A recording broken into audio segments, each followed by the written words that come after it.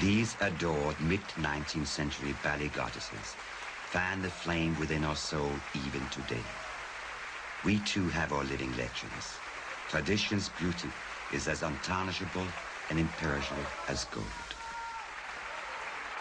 400 years of ballet history, but 1830 to 1850 was Romanticism, the still point around which the earth of present ballet spins.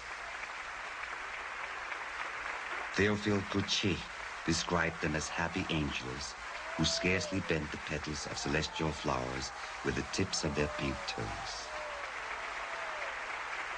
Ballet entered a new world of sylphs, willies, the beautiful dead come to life to touch and be touched as visions. Victor Hugo wrote of them as children of the air, diaphanous bodies, dreams without fright. Let us join these four great ballerinas in a discussion of the Romantic style. How does it differ from other forms of ballet? How is it a reflection of its age? And above all, what is the relevance of this historic style to our world today?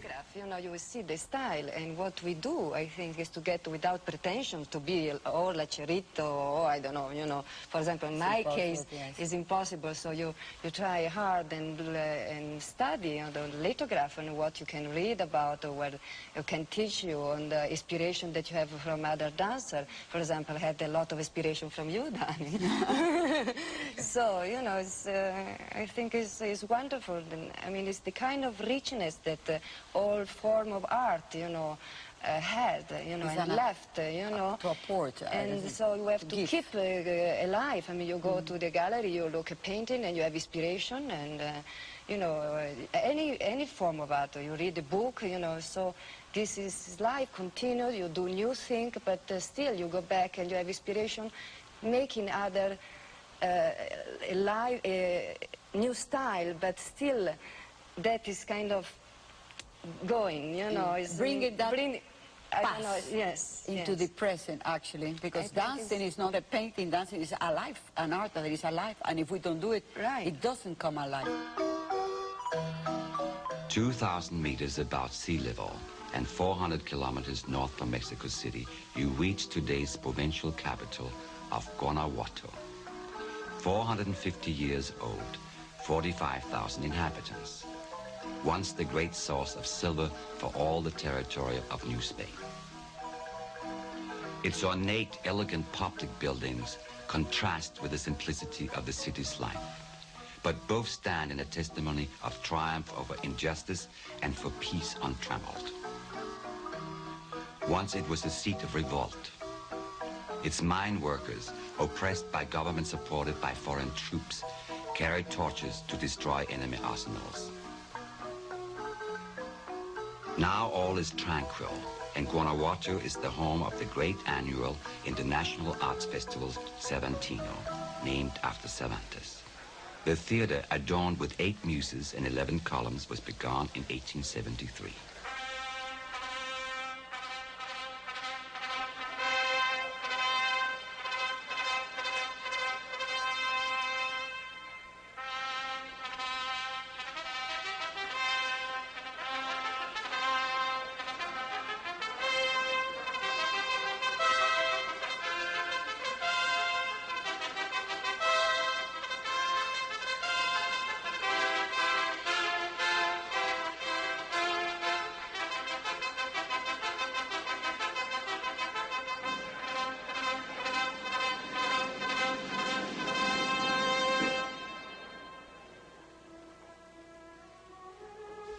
One masterpiece of 1845 was the Grand Patagat, designed to display special qualities of the 4 reigning dance stars, each resolved to be a planet around which others would circle as satellites.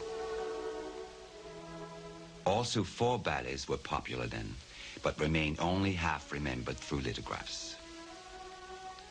Now each ballerina with her honoring cavalier will dance a recreated pas de deux from these ballets. One costume traditionally associated with ballet at the Paris Opera is the défilé. The word means parade, as the stars in order of age unthread their individual characteristic excellence.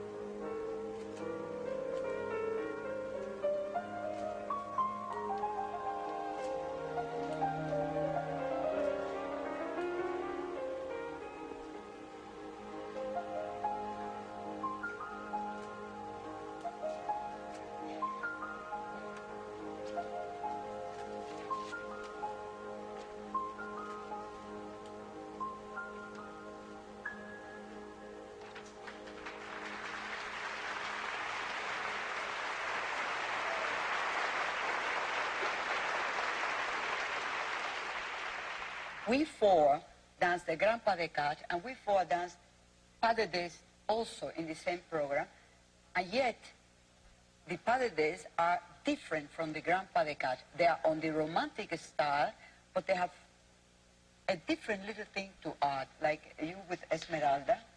I had a background from Denmark, so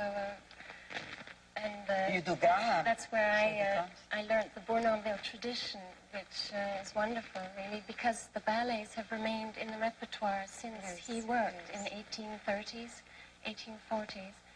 And so that tradition is still very much alive in Denmark.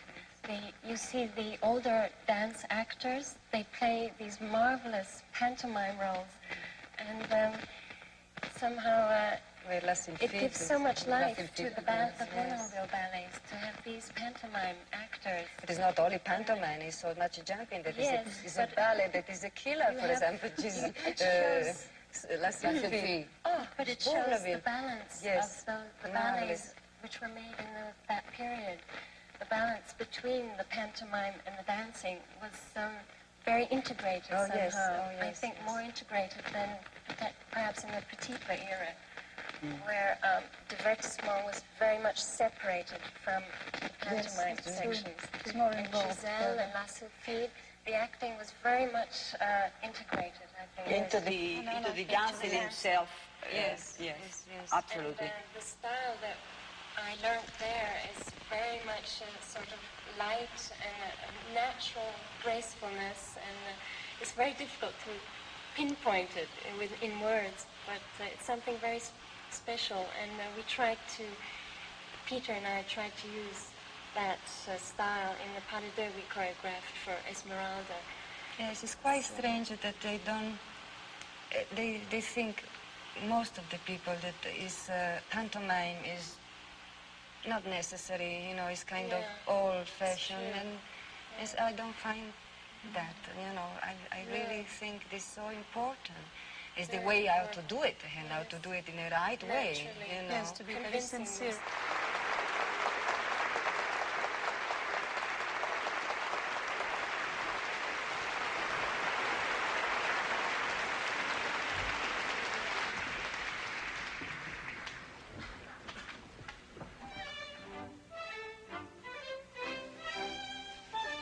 In London, 1844, Victor Hugo's novel, Notre-Dame de Paris, with its panoply of 15th century Parisians. Hunchbacks, jocklers, jesters, and street dancers became a ballet.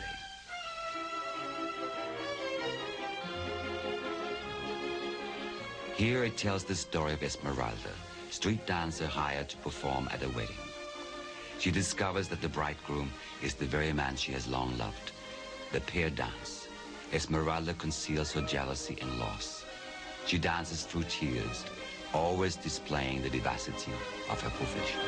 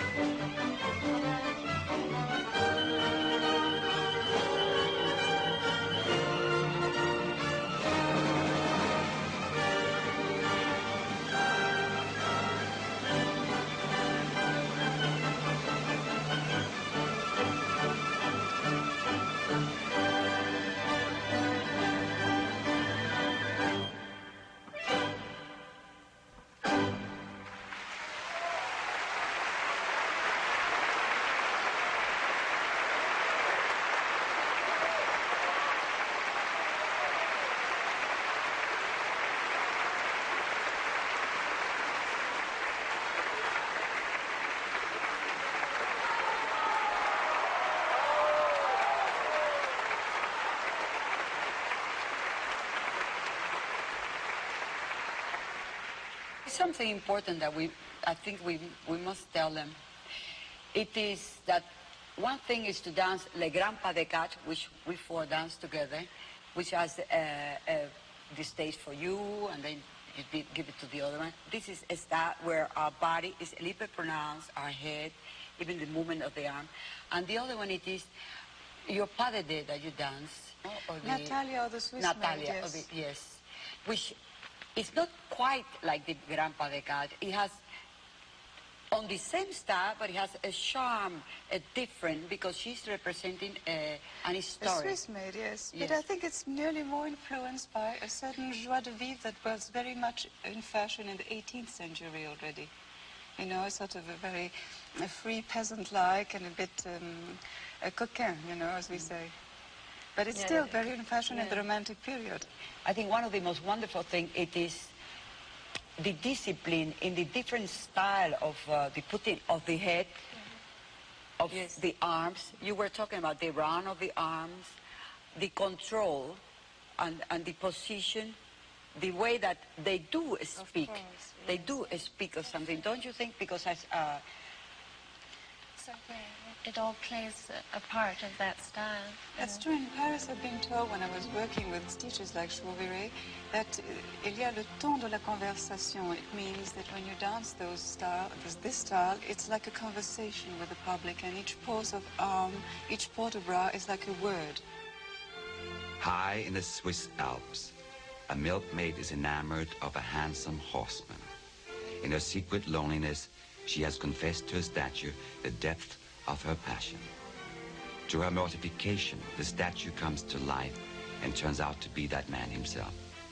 But he's delighted, and the two dance out their love and soon-to-be consummated marriage.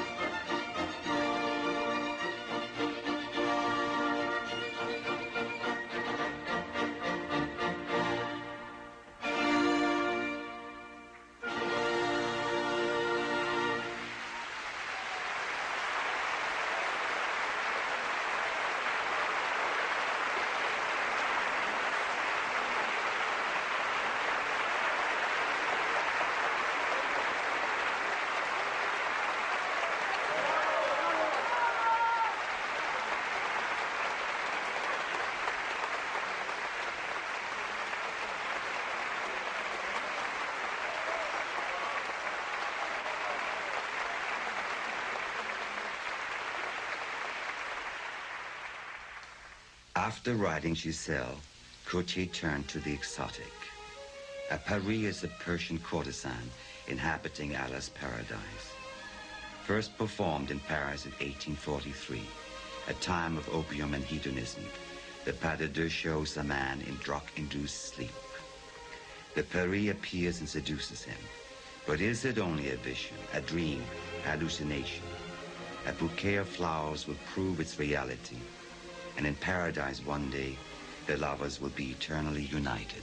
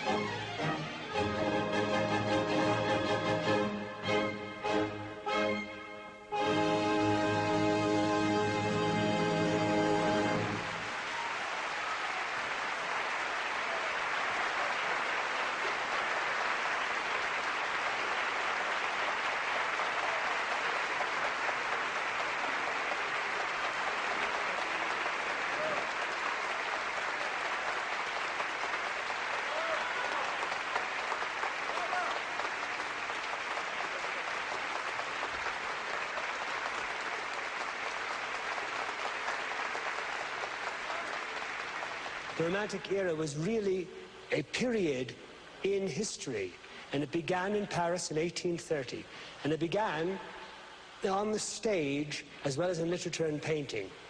One of the ballets that you're seeing this evening is called Robert the Devil. It was a ballet from the third act of Meyerbeer's opera in 1830, and it created such a furor because it brought on stage willies, dead spirits, ghosts, and one of the characters was a dead nun who rises out of the grave and dances with Robert having the spirit to bring the ladies up from the grave. This opera and ballet was the first time that a ballerina, Maria Taglioni, whose picture is here in the center, from an 1845 ballet, which we later performed, went on point. It was the first time that any ballerina stood on her toe, something which we take for granted today. It was in Robert. That, along with quickly La Sylphide the year later, and then 10 years later, Giselle, which is probably the masterpiece of the Romantic era, the French Romantic era.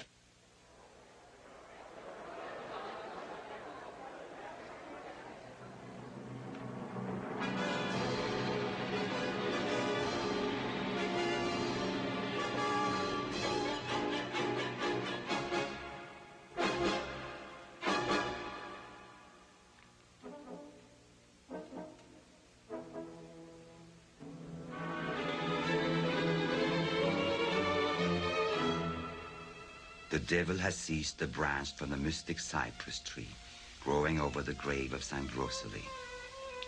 It has the power to summon the dead to rise from their graves. Here in the cemetery of the ruined convent, where nuns who have broken their vows of chastity are buried, the archfiend lures the abbess from her sepulchre. She will struggle to retrieve the branch so that she may never return to him or to the world whose temptation destroyed her.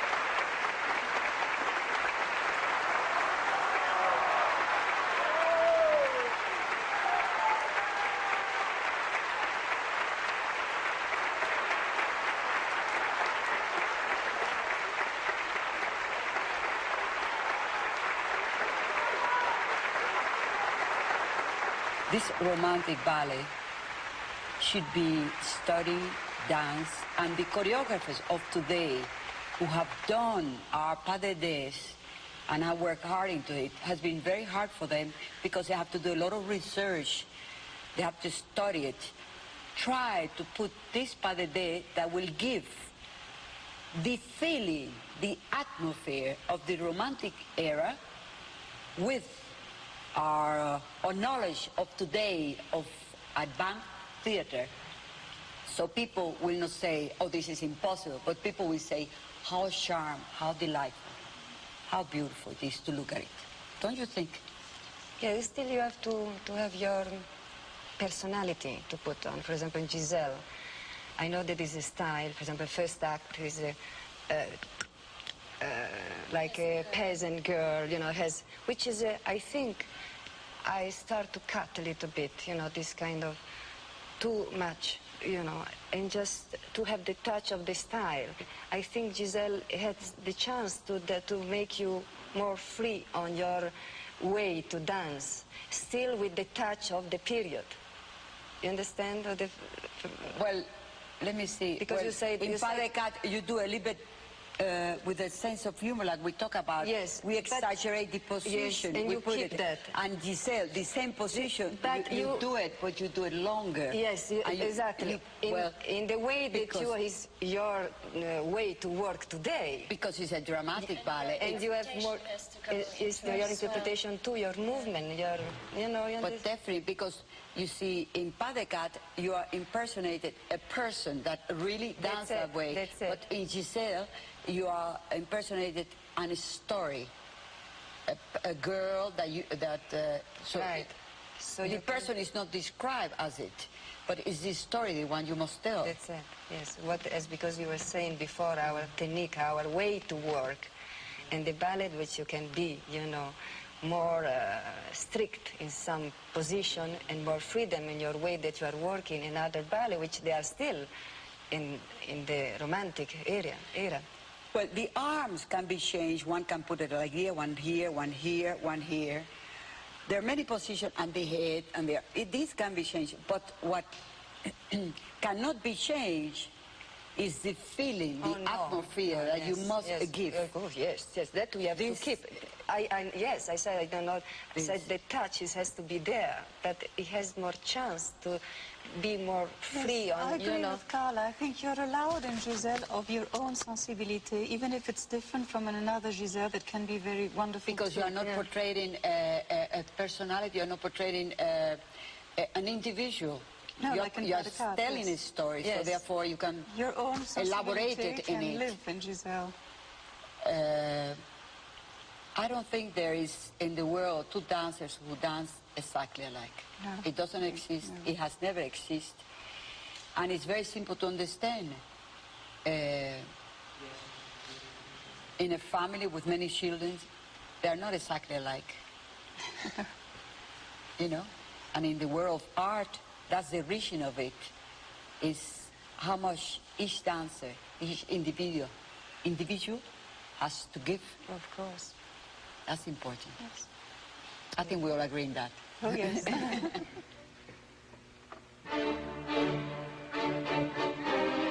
Willies are pure maidens who have tragically died before marrying and condemned to dance each night throughout all eternity.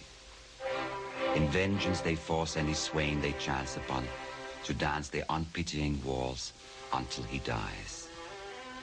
Giselle breaks the spell and saves her lover from his death while she returns to hers.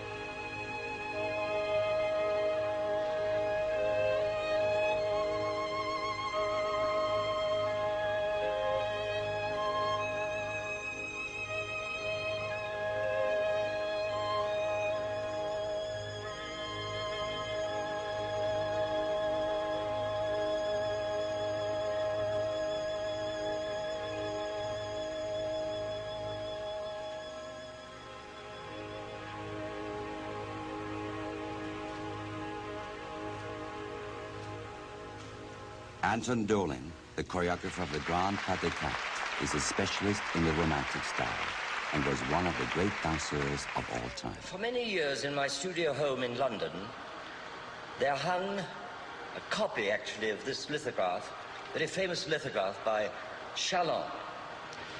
It was about 1938, I think, in London, that I had the idea, why not bring this lithograph to life?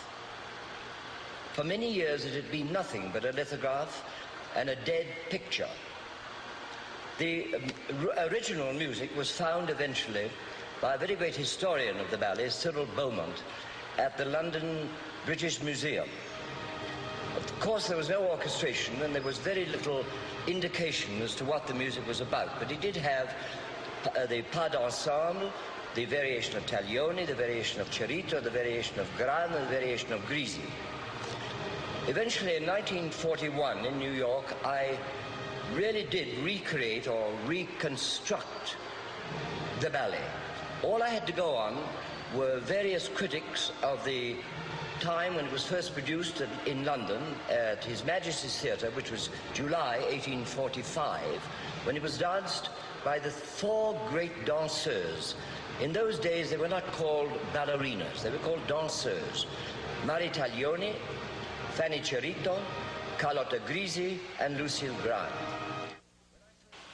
The style of the pantomime, the charm of the pantomime of it. Pantomime is when you say an story with the gesture of your arms. When you say you and I will dance, or it's a shame.